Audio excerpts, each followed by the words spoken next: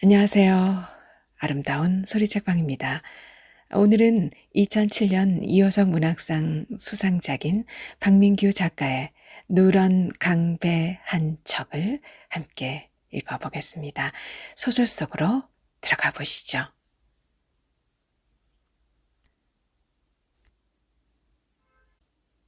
누런 강배 한 척. 박민규. 열흘 뒤 꽃진 자리. 잘 왔다. 그래도 늦지 않은 건 택시를 탔기 때문이다. 집사람을 아들네 맡기고 서두른다는 것이 그만 약을 주머니에 넣고 나왔다. 전철역까지 2번 걸음. 결국 택시를 잡았다. 하오의 뒷자리엔 취객 같은 봄볕이 합승해 있었다. 흔들릴 때마다 서너 사람, 같은 느낌의 봄볕들이 나긋한 어깨를 부딪혀오곤 했다. 택시를 탄 게 얼마만인가. 물끄러미 미터기를 바라보다 잠이 들었다. 무진, 요즘은 졸립다.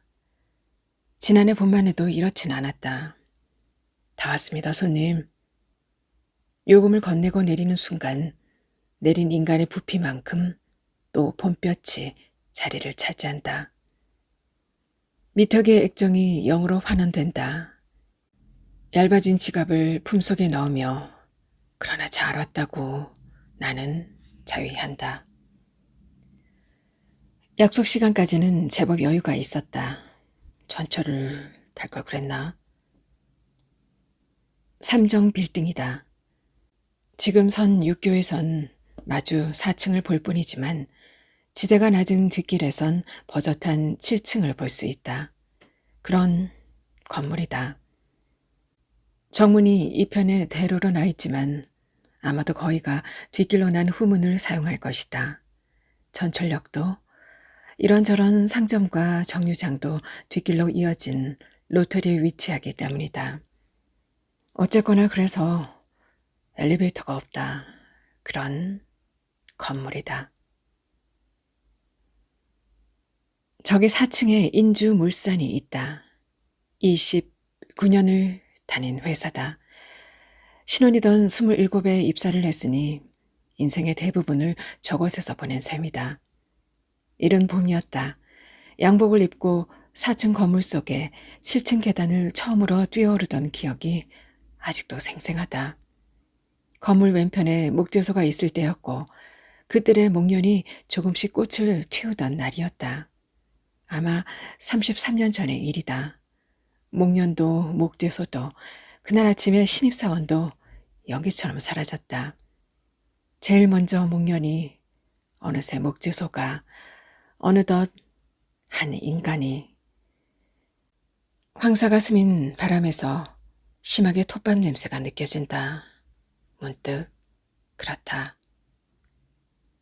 보자. 저 얼굴은 김인호다. 새파란 신입이었는데 지금쯤 과장이 됐을지도 모르겠다. 창가에서 담배 피는 버릇은 여전하군. 육교를 내려서며 나는 중얼거렸다. 눈을 마주친 것 같긴 한데 나를 알아본 것 같진 않다. 분명 시력이 좋은 편은 아니었다. 아니 그보다도 내가 많이 변한 거겠지. 이어진 사무실의 창을 둘러보며 나는 생각했다. 먼지 낀 반투명의 창들이 언뜻 0으로 환원된 미터기의 액정 같다. 다 왔습니다, 부장님. 이를테면 그런 느낌으로 퇴직을 했다. 4년 전의 일이다. 29년이란 세월의 느낌에 비해 퇴임식은 지극히 간소하고 간략했다. 10분도 안 돼 식을 마치고 서둘러 택시에서 내리는 사람처럼 저 문을 빠져나왔다. 수고 많으셨습니다. 습관처럼 택시를 잡아탄 후에도 젊은 사장의 인사말이 귀에서 떠나지 않았다. 어디로 모실까요, 손님? 기사의 물음에 멍하니 대답을 못한 기억도 생생하다.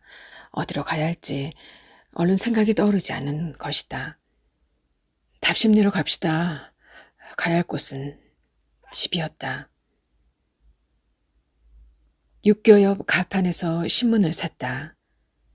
신문을 사는 일도 택시를 탄 것만큼이나 오랜만의 일이다. 그리고 두 개의 골목, 눈을 감고도 찾을 전신줄을 끼고 돌아 바지 다방에 계단을 오른다. 마치 옛날 같다. 돌아온 기분 같은 것. 상호와 인테리어가 바뀌었지만 그러하다. 그런데 계단의 경사가 이토록 가팔랐던가. 잠시 숨을 고른 후 다방의 문을 열었다. 어서 오세요. 낯선 얼굴이다. 정 선배의 모습도 보이지 않았다. 근사한 상호가 있긴 했지만 이곳을 바지다방이라 불렀다. 별다른 이유는 아니고 언제나 바지 차림인 마담이 있었기 때문이다. 치마 좀 입지 그래? 다리가 못생겨서요. 곱상했던 마담의 다리가 그러나 썩 괜찮다는 사실을 안 것은 아마 나뿐일 것이다. 두어 번 남녀 관계를 가진 적이 있었다. 멋진 다리인데 왜? 배시시 웃으면서도 마담은 끝내 이유를 말하지 않았다. 두어 번 물어보고는 나도 더 이상 이유를 묻지 않았다. 다 옛날 일이다. 다방은 영업부의 아지트였다. 업무의 특성이랄까. 아무튼 여러 가지 이유로 실질적인 회의가 매일 이곳에서 이뤄지는 셈이었다. 뒷돈이 오가고 접대가 많은 직종이었다. 자연스레 영업부만의 공간이 필요했다. 오른쪽 창가의 가장자리, 말하자면 이곳이 내 자리였다. 그 시절의 어느 날처럼 나는 자리에 앉아 신문을 펼친다. 심한 신문 냄새가 풍겨왔다. 20년 전에도 10년 전에도 신문에서는 이 같은 냄새가 났었다. 때로 늙었다는 사실이 믿기지 않은 순간이 있다. 바로 이런 순간이다. 이 냄새를 맡으며 얼마 전까지도 실적을 체크하고 영업 전략을 짜고는 했다. 그런 기분이다. 나는 담배를 꺼내 문다. 정 선배가 온 것은 20분 정도가 지나서였다. 늦어서 정말 미안하네. 아닙니다, 선배님. 그런 인사를 굳이 나눌 사이가 아닌데도 굳이 그런 인사를 나누었다. 어떻게 지내셨습니까? 말을 건네고 생각해보니 그런 인사를 굳이 나눠야 할 만큼 우리는 서로 연락이 없었다. 나야 뭐. 하고 정 선배는 말을 흐렸다. 자네는 어떤가? 재수 씨가 몸이 안 좋다는 소리를 들었는데. 뭐 그렇습니다. 큰놈 이름이 동현이지? 그놈은 뭐 하나? 작은 사업을 하나 하고 있습니다. 둘째 녀석은 아직 시집은 안 간 게지? 동현이 식대는 내가 갔었고. 예, 뭐 공부를 계속하고 싶어 해서요. 지금은 몇 군데 시간 강사를 나가는 모양입니다. 그거 참 대단한 일일세. 어쩜 그렇게 잘 키웠나? 그렇고 그런 대화들을 한참이나 나누었다. 아무렇지도 않은 듯 말이다. 정 선배와는 깊은 인연이 있다. 학창시절엔 유도부의 대선배였고 그 인연을 끈으로 나를 회사로 불러주었다. 낙법을 가르쳐준 것도 영업을 가르쳐준 것도 그였다. 책상이 고작 4개였던 회사를 지금의 번듯한 중소기업으로 만들어 놓았다. 이 회사는 앞으로 자네들 걸세. 입버릇처럼 사장은 얘기했다. 15%, 20%의 주식을 나눠주기도 했었다. 10만 불 달성의 신화를 창출한 적도 있다. 돌이켜보면 정신없이 뛰고 열정을 토하던 시절이었다. 경제가 화랑이던 때의 얘기지만 누구나 그렇게 할 수 있는 건 아니었다. 모두가 정 선배를 인주물산의 차기 사장이라 믿어 의심치 않았다. 사장이 뇌졸중으로 죽고 나자 정작 사장이 된 것은 새파란 사장의 아들이었다. 죽기 전에 이미 사장은 모든 절차와 수순을 마련해 놓은 상태였다. 인간의 마음은 법적으로 4층인 건물 속에 7층 계단과 같은 것이었다. 29년을 오르내렸음에도 불구하고 도무지 알 길이 없다. 정 선배도 나도 무렵엔 그 사실을 견딜 수 없었다. 정 선배는 자신의 회사를 차렸는데 내가 이직을 준비하기도 전에 망해버렸다. 선박 사고와 불어닥친 불황에 직격을 맞은 것이다. 나는 눌러 앉았고 55세를 정년으로 사회생활을 마감했다. 오비 모임인 인우회에서 그래도 꾸준히 만남을 가졌는데 2년 전부터 소식이 끊어졌다. 연락처를 모르는 바 아니지만 연락을 할 수 없는 사정이 있었다. 정 선배의 장남이 도박에 빠져 큰 사고를 쳤다는 소문이었다. 도움을 줄 수 없다면 연락을 않는 게 도리라 생각했다. 학생부에서 메달을 딴 유도인이었다. 10만 분 실적을 올린 신화의 주인공이었다. 내심 선배의 저력을 믿었으므로 한순간도 선배의 재기를 의심치 않았다. 말하자면 그리고 그저께 선배의 전화를 받은 것이다. 목소리를 듣는 것만으로도 그 시절로 돌아간 느낌이었다. 그래서 선배님 하고 나는 말문을 열었다. 미주 지역의 첫 오더를 발주한 때의 일화라든지 얽히고 설킨 그 시절의 에피소드가 그래서 줄줄이 튀어나왔다. 리필한 커피가 바닥날 때까지 선배도 희미한 미소를 잃지 않았다. 담배 한 대 얻어도 되겠나? 그럼요, 선배님. 두 손으로 잘 감싼 불을 난 선배의 면전에 내밀었다. 파직 하는 낮은 소리와 함께 순간 바스러진 제 몇 점이 목련처럼 떨어졌다. 희고 눈부셨다. 이건 말일세. 선배가 잠깐 몸을 뒤돌렸다. 그러고는 보자기에 쌓인 커다란 박스를 테이블 위에 올려놓았다. 이게 뭡니까? 의자 뒤로 쌓인 여러 개의 박스들이 그제야 한눈에 들어왔다. 혹시나 해서 말일세. 자네 건강이 좋다는 건 잘 알지만 이게 가시오가피라는 건데 말이야. 흔한 중국산이 아니라 100% 토종이고 해서 혹시나 말일세. 그리고 멍하니 선배는 창밖을 바라보았다. 이를테면 먼 산 같은 곳, 황사가 없다면 보였을 북한산이나 그런 곳, 어쩌면 황사가 비롯된 머나먼 이국의 어딘가를 바라보았다.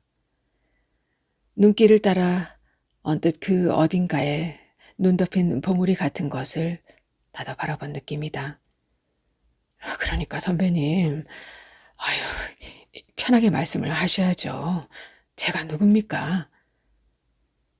불편한 말을 하면서도 머릿속으론 박스의 개수를 세고 있었다. 한 손에 들 수 있는 양이 3개가 한개라면 도합 6개, 박스가 5개란 건 회사에서 고작 1개를 팔았다는 얘기. 그걸 산 사람이 누군지도 대충은 알 것 같았다. 총무부의 한성수였겠지. 말고는 없었겠지. 면목이 없네. 그리고 고맙네.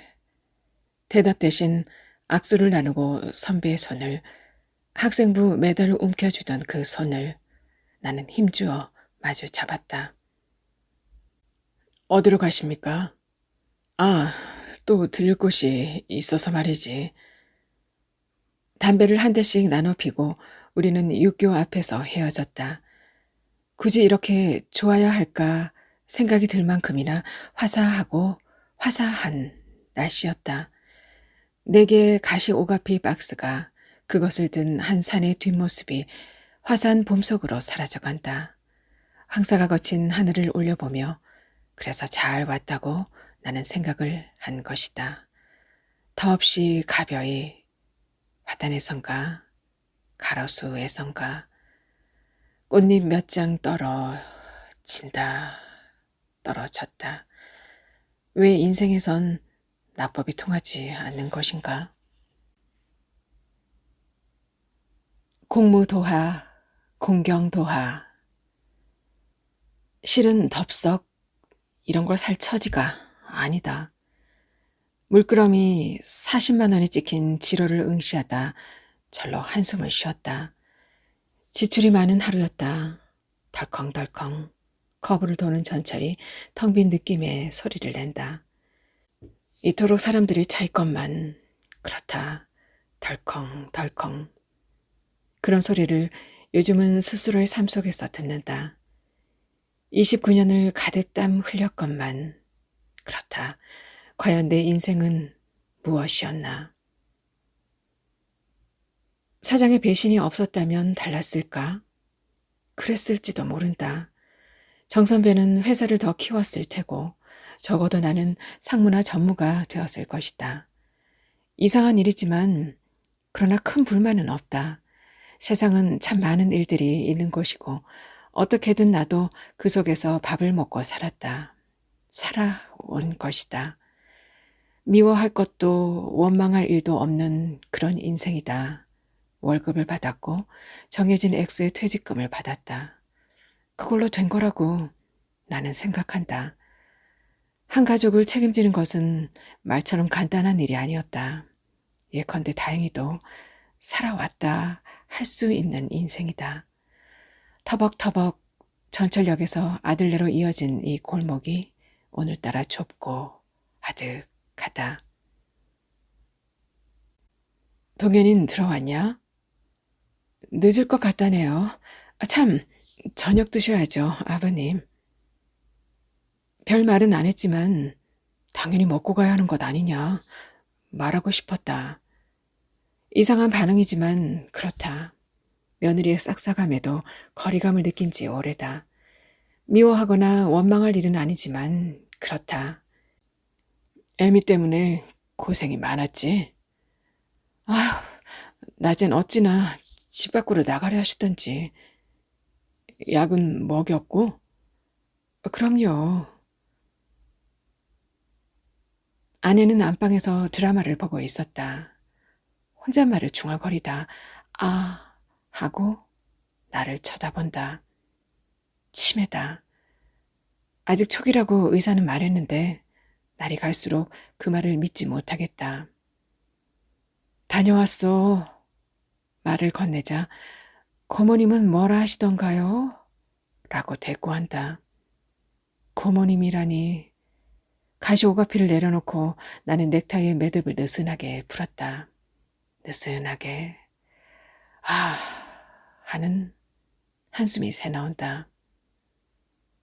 식사하세요. 며느리의 음성이 들려왔다. 말은 안 하지만 말하자면 여태껏 진지 드세요 란 소리를 들어본 적이 없다. 식사를 하기 위해 나는 아내를 일으켜 세운다. 갑시다. 조기를 구웠어요. 며느리는 셈이 빠른 아이다. 셈이 둔한 아들놈을 생각하면 천만다행이란 생각도 든다. 혼술합시고 이 집을 얻어줄 때 아버님 연립은 사주셔도 집만 되니 차라리 전세로 얻어주세요. 그리고 차익을 현금으로 주세요. 아파트는 저희가 장만하겠습니다. 라고 했다. 말을 한 건 아들 녀석의 입이었지만 녀석의 대사가 아니란 걸 직감으로 알 수 있었다. 이래저래 그때 5천을 줬다. 나로선 할 만큼 했다 생각했는데 늘 며느리의 표정에서 서운함을 볼 수 있었다. 영업을 오래 한 인간은 이래서 탈이다. 이건 조기가 아니다. 대형 할인점에서 두rum으로 산 부세다. 20마리를 18,000원에 산 적도 있다. 중국산이다. 찬이 너무 많구나. 말을 하면서도 나는 이것이 식사란 사실을 잊지 않는다. 아니, 오히려 이렇게 살아야 한다 생각했다. 아들 녀석이 망한 건 2년 전이다. 덜컥 작은 프랜차이즈 분점을 열었다가 주저앉았다. 4천만 원의 은행 빚을 결국 내가 갚아주었다. 조기를 구웠어요. 며느리의 서운함이 그래서 이나마 줄어든 거라 말할 수 있다. 지금의 옷가게는 그런대로 유지가 되는 모양이다. 조기든 부세든 열심히만 살아주면 나로선 그만이다. 평생을 모은 돈 대부분이 그렇게 사라졌다. 나로선 대단한 도움을 준 느낌인데 왠지 아들놈은 당연한 도움을 받았다는 눈치다. 미리 유산을 받은 셈 치는 걸까? 그럴 수도 있겠지. 라고 생각한다. 어쨌거나 지난 일이다. 문제는 나다. 나와 지금 허둥대며 조기를 먹고 있는 아내다. 아내 치매를 알게 된 것도 2년 전이다. 은행 빚으로 프랜차이즈 분점을 열었다가 주저앉은 기분이었다. 치매가 어떤 병인지에 대해선 그동안 공부를 할 만큼 했다. 부세에. 그러니까 조기 흰살을 발라 아내 수저 위에 차곡차곡 얹어준다. 부쩍 아내는 젓가락질이 서툴어졌다. 결국 언젠가는 떠먹여줘야 할 지경에 이를 것이다. 납득하긴 힘들지만 당연한 운명일 수도 있다. 치매를 앓는 수많은 인간들이 있다. 그중 한 사람이 나의 아내란 생각을 하면 더없이 당연하다는 기분도 든다. 암이든 중풍이든 결국 인간은 죽기 마련이다. 참, 아버님 검진 결과는 어떠셨어요? 물끄러미 아내를 쳐다보던 며느리가 진지한 표정으로 물어왔다. 100살까지 살겠다더구나.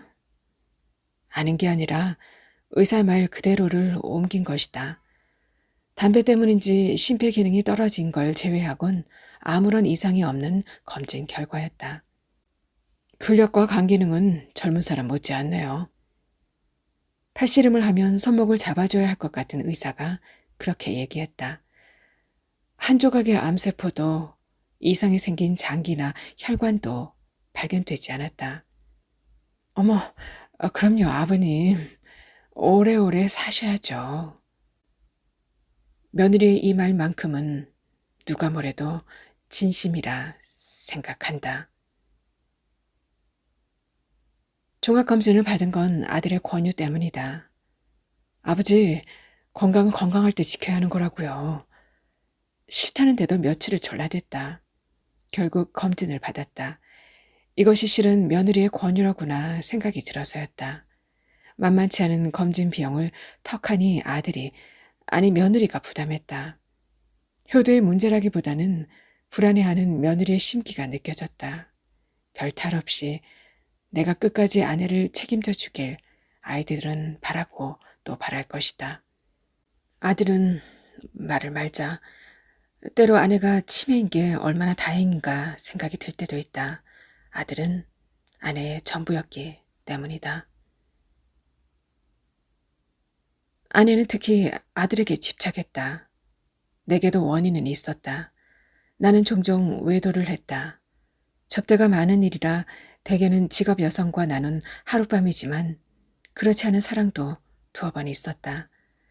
한 번은 회사의 젊은 여직원 S와 다른 한 번은 고교 동창인 Y와 S와는 반년 정도 딴살림을 차린 적이 있고 Y는 둘 다 가정이 있는 신분이어서 꽤나 심각한 일이 일어날 뻔도 했다.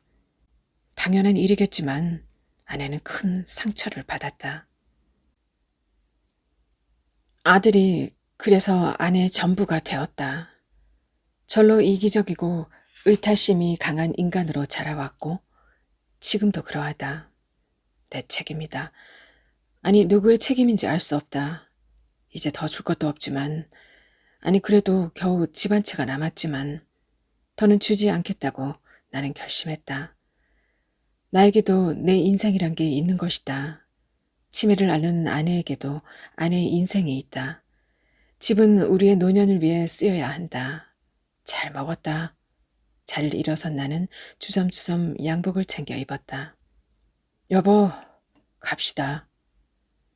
아버님, 과일이라도 좀 드시고 가셔야죠. 연립의 계단을 내려올 때까지 한석호 며느리가 따라 붙는다. 아니다. 늦기 전에 가야지.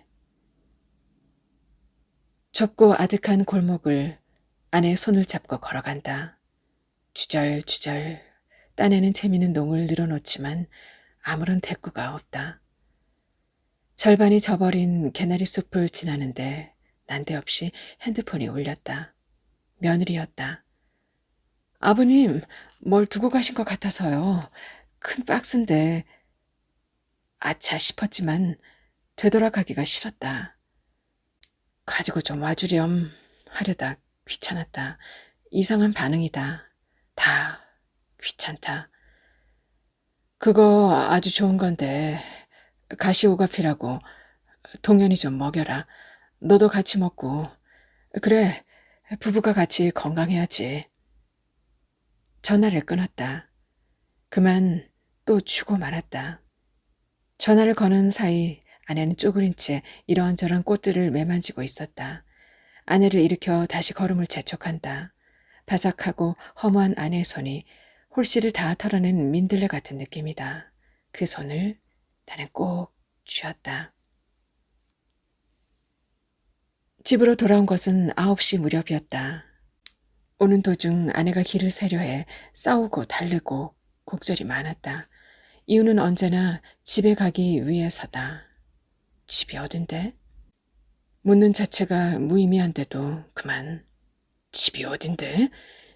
벌컥 화를 내버리고 말았다. 반성한다. 약을 먹이고 양치를 해주고 이부자리를 깔아주자 곧 잠이 들었다. 새근새근 잠든 아내의 얼굴을 확인한 후 나는 거실로 나와 담배를 피웠다. 또 하루를 살았다. 주섬주섬 나는 펜이니 돋보기니 그런 것들을 챙기기 시작한다. 가계부를 쓸 시간이다. 1년 전부터 가사는 전적으로 내 책임이 되었다. 그 무렵이 가장 힘들었다.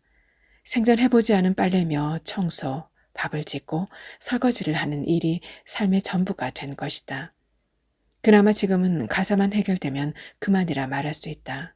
점점 아내에 대한 간호와 수발이 삶의 대부분을 차지해 갈 것이다. 가계부를 쓰기 시작한 것도 그때부터다. 지갑서 꺼낸 지로를 철하고 지출 40만 원, 분납 8회라고 또박또박 기입한다. 정 선배의 얼굴이 눈앞에 떠오른다. 앞으로 8번 더 선배의 얼굴이 떠오를 것이다. 간이 안 좋다고 들었는데 지로의 1회분을 뜯어 나는 신발장의 왼쪽 서랍에 넣어둔다. 납부를 앞둔 지로나 고지서는 모두 이곳에 보관한다. 딸은 벨이 울렸다. 이 시간에 전화를 한 것은 딸이었다. 그래, 잘 지냈냐? 학기를 시작해서인지 거의 2달 만에 전화다. 엄마는 좀 어떠세요? 뭐 좋아질 일이 있겠니? 이런저런 얘기들을 한참이나 나누었다. 딸의 목소리를 들으면 기분이 좋아진다. 아들 녀석보다는 확실히 그렇다. 쌍둥이로 태어났지만 여러 면에서 차이가 났다. 엄벙덤벙한 아들놈에 비해 딸은 꽤나 성적이 좋은 편이었다. 속을 썩이지도 않았다. 착실히 학교를 가고 대학원을 나와 강단에 서고 있다. 융통성이 없는 게 흠이라면 흠이지만 그래도 여러 면에서 보람을 느끼게 해주었다. 지나가는 소리지만 또 넌지시 사귀는 사람은 없냐고 최근에 보았다. 순간 아빠 하고 딸의 목이 맨다. 괜한 소리를 했나 후회했는데 그게 아니었다. 나 돈이 좀 필요해요. 돈이라니 무슨 일이 생긴 거냐? 이런 부탁해서 정말 미안해요. 그런데 저도 너무 힘들어요. 딸은 울고 있었다. 마음속에 가시오가피 숲이 자란 듯 기우가 치밀었다. 얘기를 해야 돈이든 뭐든 마련할 것 아니냐. 힘들고 힘들게 딸이 꺼낸 얘기는 교수직에 관한 것이었다. 지방의 한 대학에 자리가 났는데 이유는 돈이 필요하다는 것이다. 이유도 사용처도 묻지 않았다. 다만 액수만을 나는 물어보았다. 아빠가 3천 정도 해주시면 어떻게든 될 것 같아요. 그러냐? 한번 고민해 보마. 아무튼 방법이 있을 테니 너무 염려하지 말고. 뭐니 해도 객진데 늘 건강 챙겨야 한다. 미안해요. 편히 주무세요. 딸은 울면서 전화를 끊었다. 결코 화가 나거나 세상이 썩었다느니 하는 생각은 들지 않았다. 늦게나마 이런 융통성이라도 생겨난 딸이 오히려 대견할 따름이다. 세상에 지식인이 어디 있겠는가? 지식인이 있을 뿐이지. 편히 잘 수가 없어. 나는 담배를 꺼내 물었다. 달이 밝다. 거실에 불을 끄고 나니 오히려 모든 것이 선명해진다. 달과 그로 인해 보이는 어둠과 고요, 그리고 한산의 육신이 선명하게 느껴진다. 환갑을 넘겨도 지극히 건강한 늙은 산의 심장이 두근한다. 길게 연기를 한 모금 내뱉었다. 병원에서 검진 결과를 들었을 때 절망감이 푸른 달빛처럼 산의 심장에 스며든다. 적어도 90까지는 사시겠습니다. 요즘은 이른이 기본이고요. 흔하디 흔한 게 팔순인 세상입니다. 의사의 목소리가 환청처럼 들려온다. 앞으로 30년을 더 살아야 하는가. 지극히 나는 절망한다. 앞으로의 인생에 대해선 많은 생각을 했다. 아내 병에 대해서도 알 만큼 알았고 말하자면 큰 어려움은 없을 거란 생각이다. 소득이 없고 몇 푼의 연금으로 생활은 궁핍하겠지만 그런 어려움 따위는 우습지도 않다. 단칸방에서 시작한 인생이다. 철로 치면 주철의 근성으로 세상을 헤쳐왔다. 차차 대소변도 못 가릴 아내가 무거운 짐이라서가 아니다. 오히려 아내에겐 그래서 감사한 심정이다. 젊었을 때의 잘못을 배상한 기회라고도 생각한다. 그러나 더는 살고 싶지 않다. 더는 살고 싶지 않은 것이다. 견디기 힘든 것은 고통이나 불편함이 아니다. 자식에게서 받는 소외감이나 배신감도 아니다. 이제 인생에 대해 아무것도 궁금하지 않은데 이런 하루하루를 보내며 30년을 살아야 한다는 것이다. 소소하고 뻔한 괴롭고 슬픈 하루하루를 똑같은 속도로 더디게 견뎌야 하는 것이다. 인생을 알고 나면 인생을 살아갈 힘을 잃게 된다. 몰라서 고생을 견디고 몰라서 사랑을 하고 몰라서 자식에 연연하고 몰라서 열심히 살아온 것이다. 그리고 어디로 가는 걸까? 인간이란 천국에 들어서기엔 너무 민망하고 지옥에 떨어지기엔 너무 억울한 존재들이다. 실은 누구라도 갈 곳이 없다는 얘기다. 연명의 불을 끄고 나면 모든 것이 선명해진다. 창을 열고 나는 베란다로 나간다. 긴 하루의 늦은 밤이다. 흐르고 흐르는 차들의 불빛들로 언뜻 저 멀리 도로가 길고 긴 강물처럼 느껴진다. 아득하고 멀다. 이제 그만 건너고 싶다. 저 누런 강, 나는 한 척의 배처럼. 갈봄, 여름 없이. 수면제를 모은 것은 6개월 전부터다. 조금씩 노를 젓들 규칙적으로 모아왔다. 왜 이럴까 하면서도 행동을 멈추지 않았다. 죽고 싶다는 생각을 한 것은 훨씬 더 오래전이다.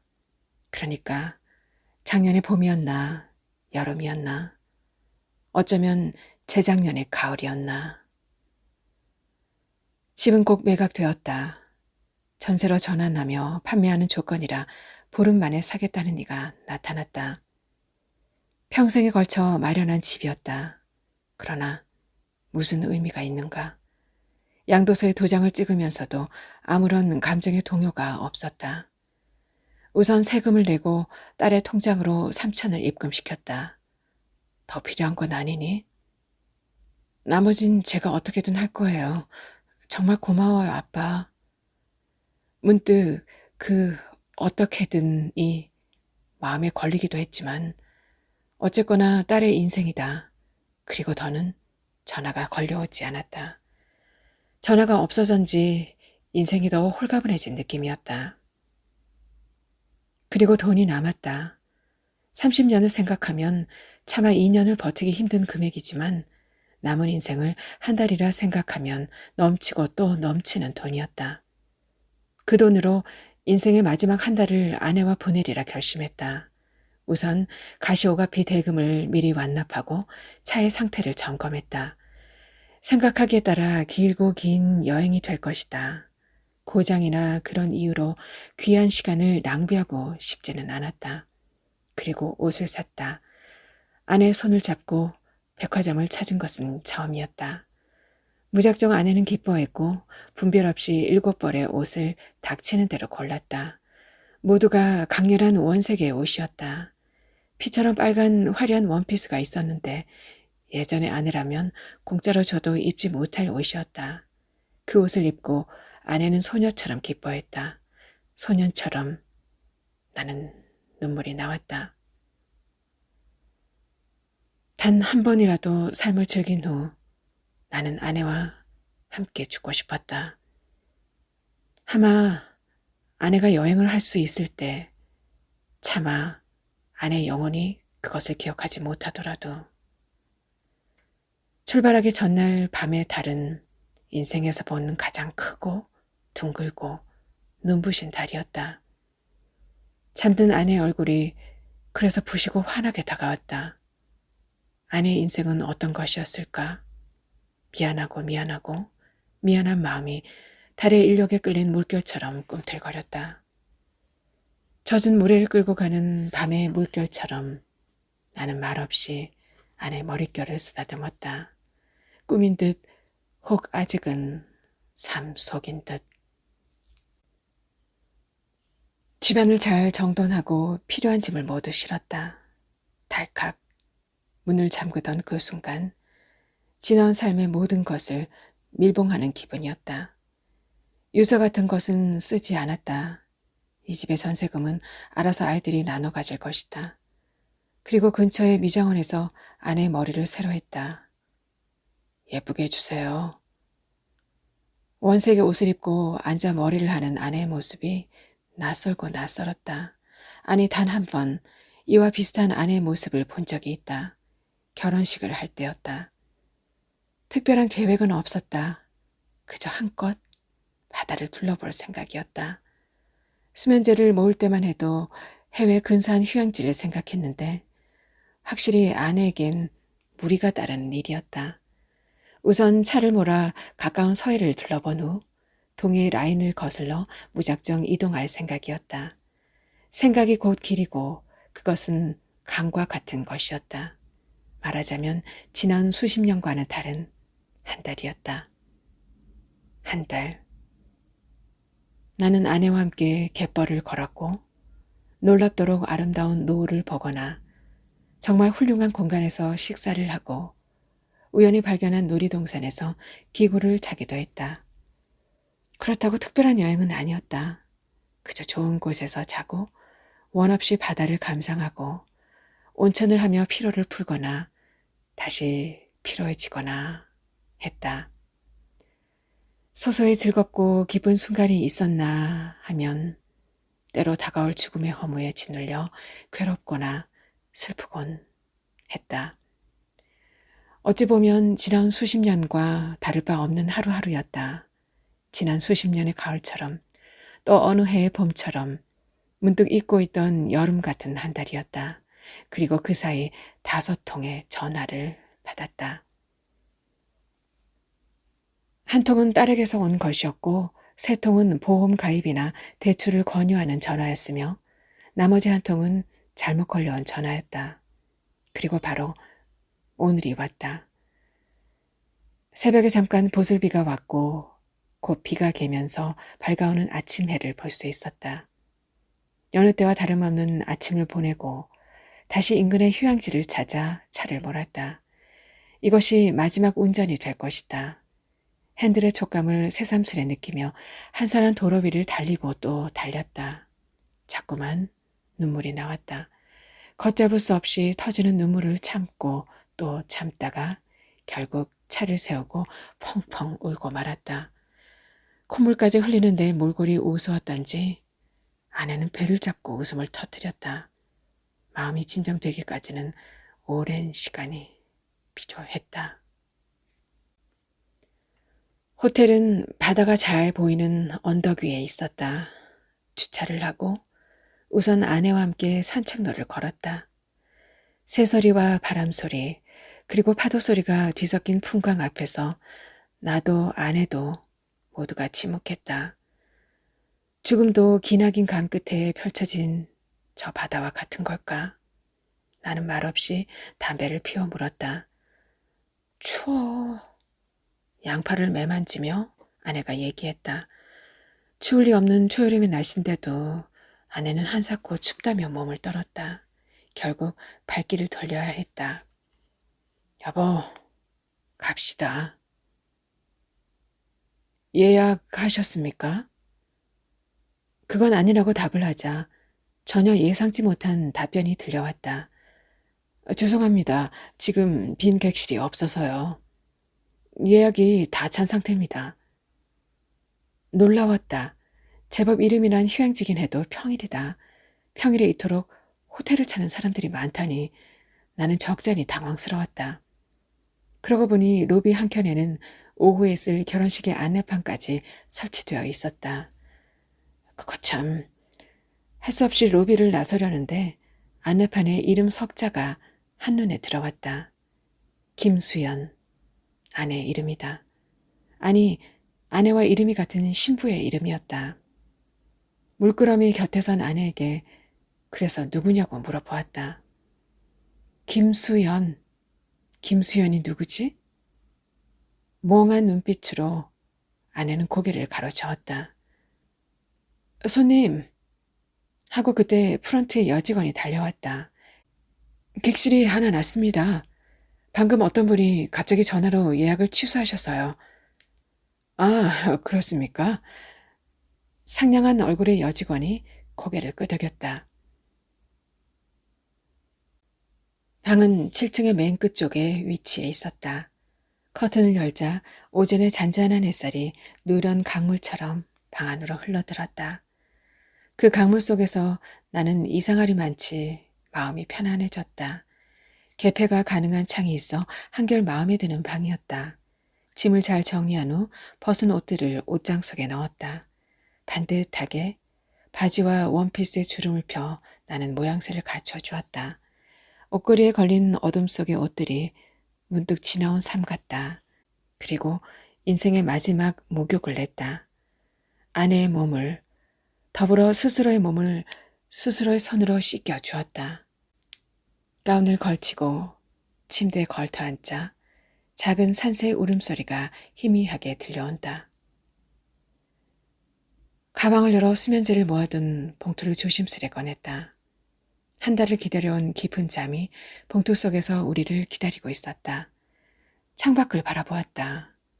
그러고 잘 왔다. 여기까지. 잘 왔다고 나는 생각했다. 아내의 얼굴을 쳐다볼 수는 없었지만 아내의 손을 잡을 수는 있었다.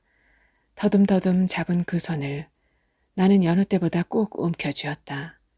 문득 마지막으로 아들과 딸의 목소리를 듣고 싶었다. 휴대폰의 폴더가 마치 바위처럼 무거웠다. 딩동. 벨이 울린 것은 그때였다. 누구지? 찾아올 사람이 없는데도 어느새 몸이 문 앞에 서 있었다. 누구십니까? 벌입니다. 귀를 의심했지만 거듭 벌입니다 하는 남자의 목소리가 문의 저편에서 들려왔다. 이상한 반응이었다.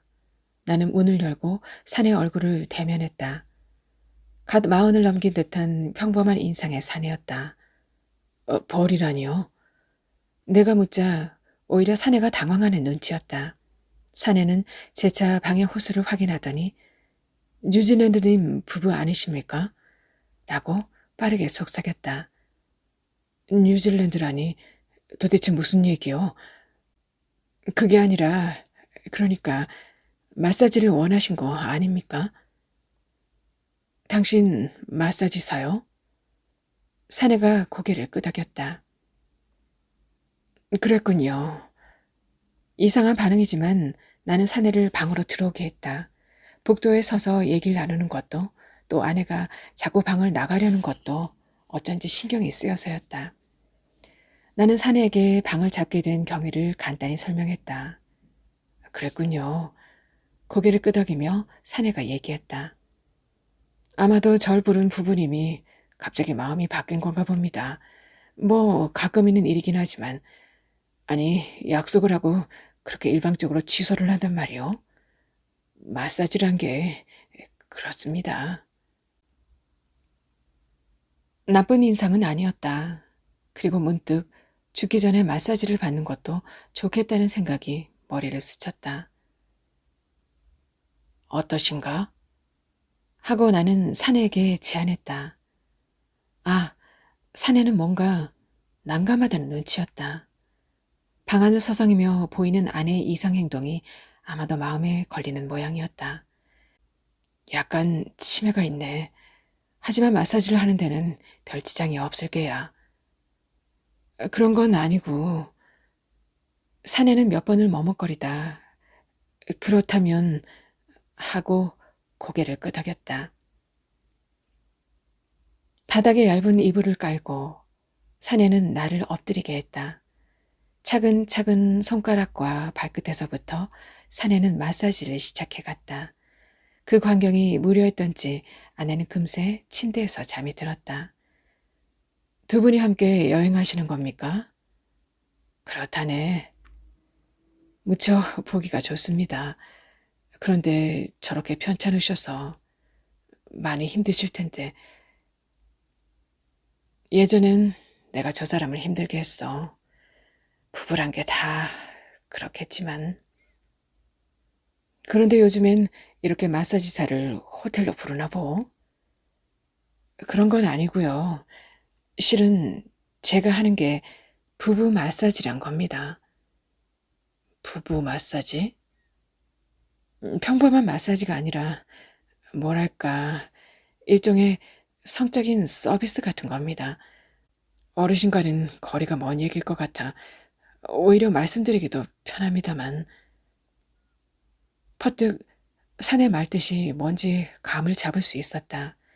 오래전 일본 출장을 다녀온 직원에게서 비슷한 얘기를 들은 적이 있다. 아니, 그런 걸 하는 사람들이 여기도 있단 말이오. 수는 제법 되지만 실질적으로는 그렇게 많지 않습니다. 호기심을 가졌다가도 막상 오늘처럼 유턴하는 경우도 있고 동의를 해놓고도 정작 여성분이 거부를 하는 경우도 많고 해서 대개는 마사지를 전제로 하고 여성의 결심에 따라 서비스를 하거나 생략하거나 합니다. 요금도 거기에 따라 정하고요.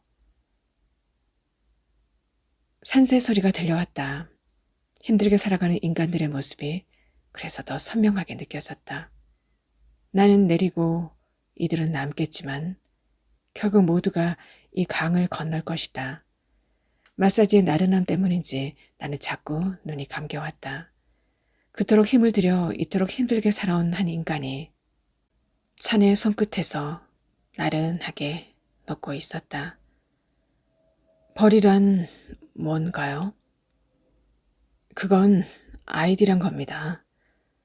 아, 그렇군. 역력히 산새가 울고 울었다. 사모님은 받기가 좀 그러시죠? 담배를 나눠 핀 후 사내가 웃으며 물었다. 무슨 아닐세. 그런 나이도 아니고 나보다 더 힘들게 살아온 사람이야. 대신 그런 서비스 말고 평범한 안마로 해줘야지. 나도 웃으며 사내에게 얘기했다. 깨우면 힘들어서 그냥 침대에서 하는 게 낫지 않을까 싶네. 조심조심 사내는 마사지를 시작했다. 망종 햇살 속에 그 누런 강물 속에 아내의 몸이 나른히 잠겨들고 있었다. 사내의 손끝이 2마리 소금쟁이처럼 잔잔한 파문을 그리고 또 그렸다. 한 척의 배처럼 침대는 흔들리고 있었다. 아, 아내가 신음을 지른 것은 한참의 시간이 지난 후였다. 하마터면 들고 있던 담배를 나는 떨어뜨릴 뻔했다. 수십 년 만에 들어보는 그런 성격의 신음이었다. 아, 낮은 신음이 또다시 아내의 입에서 새나왔다. 그만 마음이 역력히 우는 산새 소리인 양 어지럽고 아찔했는데 침대 위에 사내와 눈이 마주쳤다. 멍하니 입을 벌린 채 사내도 역력히 어쩔 바를 몰라 하고 있었다. 우리는 한동안 그렇게 굳어버렸다. 산에 피는 꽃은 저만치 혼자서 피어있네. 산에서 우는 적은 새여 꽃이 좋아 산에서 사노라네. 산에는 꽃지네. 꽃이 지네. 갈봄 여름 없이 꽃이 지네. 호텔 광장의 어딘가에 스피커가 있는 듯했다. 분수대 근처가 아닐까 싶었다. 결혼식 하객을 대상으로 한 안내방송이 나오면서 연이어 몇 곡의 가곡이 흘러나왔다. 서울의 산유화였던가. 창가에 앉아 노래를 감상하며 나는 새 담배를 꺼내 물었다. 샤워를 마친 사내가 가운을 입고 걸어 나왔다. 눈을 마주치기가 못해서 나는 엄뻑 냉장고의 문을 열었다. 맥주 한잔 할 텐가? 아, 감사합니다. 머리를 말리고 선 사내에게 나는 캔맥주를 내밀었다. 결혼식을 했나 보죠? 창밖을 내려보며 사내가 얘기했다. 그런 모양이야. 광장의 중심에서 울긋불긋 색지를 붙인 자동차 한 대가 서서히 출발하고 있었다. 제배, 3배. 차는 원형의 분수대를 세 바퀴 돌았고 잠시 멈춰선 후 노끈으로 매단 여러 개의 깡통을 끊고서는 서서히 세상을 향해 나아갔다. 짧게 우리는 건배를 했다. 수십 알의 수면제라도 삼킨 듯 아내는 고온히 잠들어 있었다. 역력히 맥주가 달다고 나는 생각했다. 냉장고에는 아직 한 캔의 맥주가 남아 있었다. 박민규 작가의 누런 강배한 척 함께 들어보셨는데요. 2007년 이효석 문학상 수상작으로 작가는 세상을 떠난 아버님께 바치는 작품이라고 직접 밝히기도 했습니다. 어떠셨어요? 늙어감이란 그리고 함께 따라오는 노년의 고독과 또 육신의 불편함과 질병들 큰일이라면 크다고도 할 수 있는 이 사건들을 이리저리 잡아당기지 않고 마음이 가는 대로 펼쳐놓는 이야기의 전개가 읽는 저에게는 더 그 순간에 오래 머물게 붙잡아두는 것 같았는데요. 치매에 걸린 아내와 성공하지 못한 자녀들 사이에서 살아가는 조기 퇴직한 아버지. 안 주겠다고 결심했지만 결국 자식들에게 집까지 팔아서 다 내주고 부부는 한 달간 여행을 떠나게 됩니다. 수면제를 모으고 모아서요. 인간의 삶에서 마지막에서 마주하는 고독이었을지는 잘 모르겠지만은요. 냉장고에 남아있는 한 캔의 맥주가 그대로 남아 있었을지는 궁금해지기도 합니다. 저는 다음 시간에 또 찾아올게요. 소설과 함께 삶을 봅니다. 여기는 아름다운 소리책방입니다.